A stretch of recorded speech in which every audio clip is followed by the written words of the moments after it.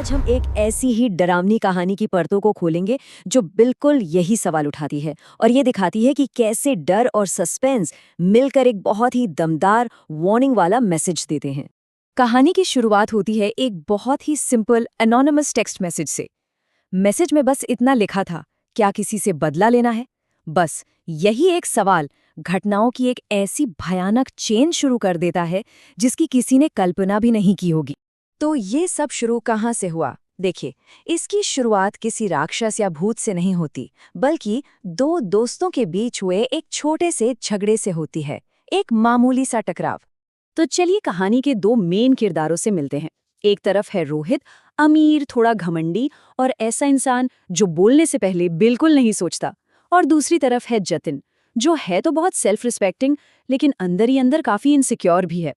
अब होता यह है कि कॉलेज में एक छोटी सी बहस के दौरान रोहित सबके सामने जतिन को ये चुभने वाली बात कह देता है।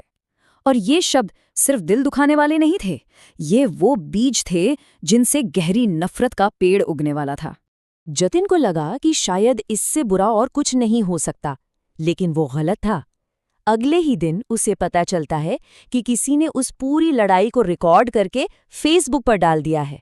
मतलब जो बेइज्जती कुछ लोगों के सामने हुई थी, अब वो वायरल हो चुकी थी। और बस यही वो पल था जब उसके सब्र का बांध टूट गया।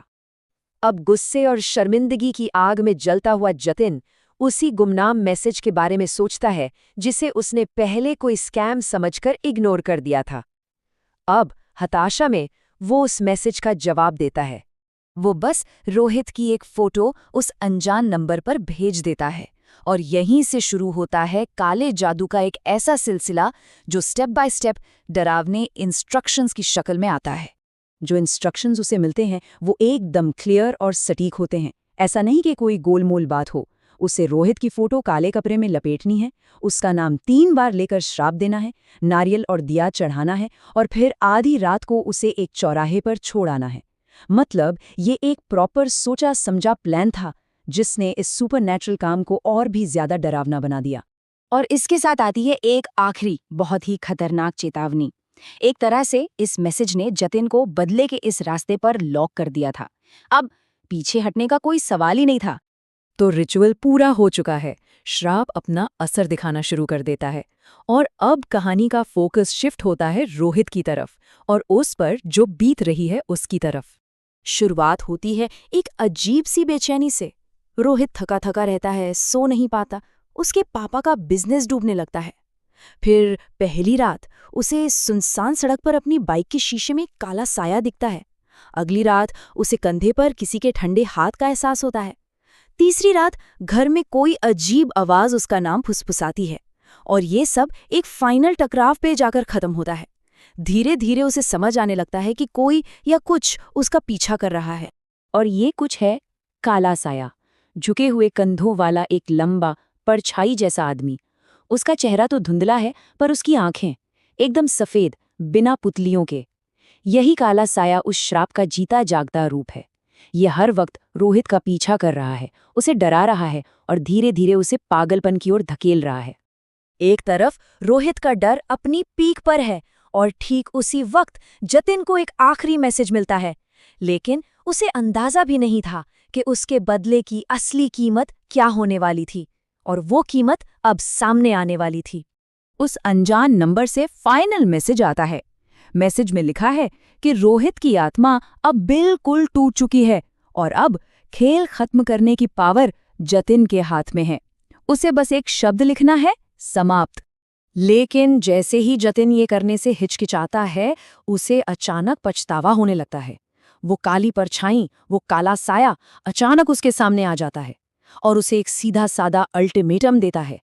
अब या तो वो या फिर तू, मतलब एक जान तो जानी ही थी। और बस यहीं पर पूरा खेल पलट जाता है। जो शिकारी था अब वो खुद शिकार बन चुका था।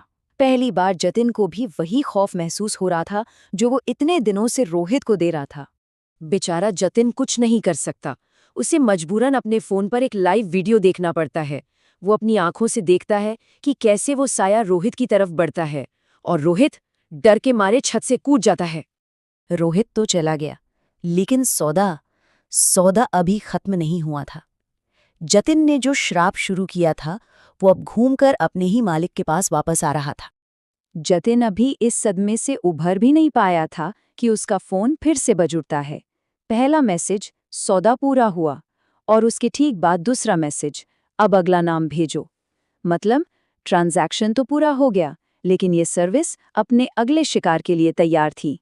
ये एक कभी न खत्म होने वाला सिलसिला था। लेकिन रुकिए, कहानी में एक आखिरी और सबसे भयानक मोड़ बाकी है। अचानक जतिन के कमरे की लाइटें बंद हो जाती हैं। उसे अपने पीछे किसी की आवाज सुनाई देती है। वो पलटता है, लेकिन वहां काला साया नहीं है। वहां रोहित का भूत खड़ा है। उसका चेहरा नीला, आंखें सफेद और गर्दन टूटी हुई। श्राप सिर्फ मारता नहीं है, वो अपने शिकार को ही अपनी बुराई का अगला एजेंट बना देता है। रोहित का भूत, ये आखिरी शब्द कहता है और इसके साथ ही कमरा पूरे अंधेरे में डूब जाता है।